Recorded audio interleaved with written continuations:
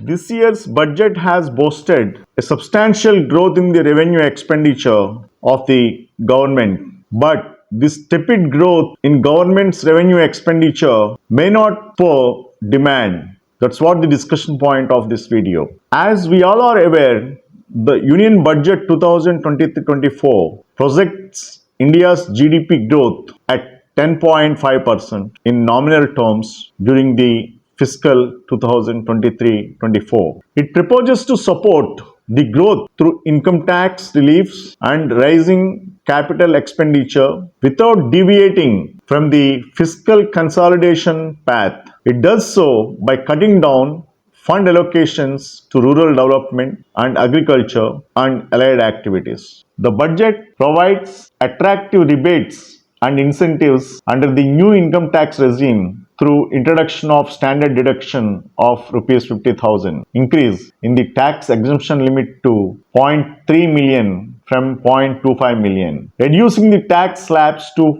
5 from 6 and slashing surcharge on the highest income bracket to 25% from 37%. This means an equivalent amount of household income would get freed up for consumption in 2023-24. Marginal propensity to consume in India is close to 0.65. It is even lower for the people in the highest income tax bracket who stand to benefit from the cut in income tax surcharge. This implies that the income tax rebate can contribute less than 240 billion to consumption expenditure in 2023-24. This is not even 0.1% of the nominal GDP of 2022-23. That's where you are. In what way we are going to get benefit out of these rebates is now becoming a big question mark. The budget does not provide any boost to GDP growth through the government's revenue expenditure. The budget proposes to increase central government spending by 7.5% to 45 trillion in 2023-24 over the revised estimates for 2022-23 of rupees 41.9 trillion. But the growth in the revenue expenses is a meager 1.2%. This is the lowest growth in revenue expenditure in more than 4 decades.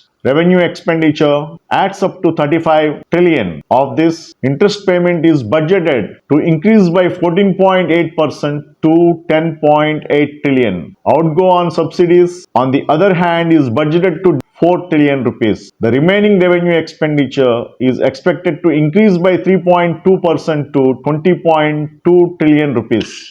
The 3.2% increase translates into an additional expenditure of 628.5 billion rupees, which is 0.2% of nominal GDP of 2022-23. Interest and subsidies do not directly contribute to the government's contribution to GDP. The budget therefore makes an extremely small contribution to the growth of nominal GDP and possibly none to real GDP through the revenue expenditure. The budget also has cut the center's revenue expenditure on rural development and agriculture and allied activities. The allocation to the center's flagship Rural Employment Guarantee Scheme (MGNREGS) has been slashed by 32.9% to 600 billion. The cut seems unrealistic and unsustainable, but it contributes towards making the deficit appear to be reined in. Other revenue expenditure on labor and employment has also been cut by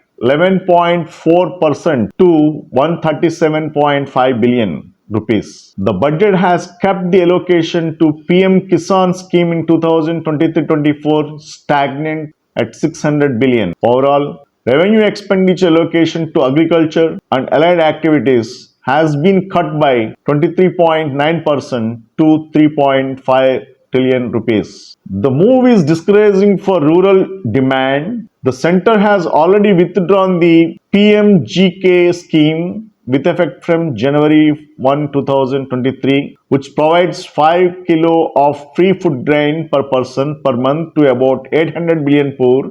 The budget is selective. While it has cut allocations to some schemes and ministries rather sharply, it has also increased allocations to others. Apparently, The budget does not seek to support growth by spurring consumption demand. Allocations don't suggest that. The budget banks upon large multiplier impact these government investments can possibly have on GDP growth and employment.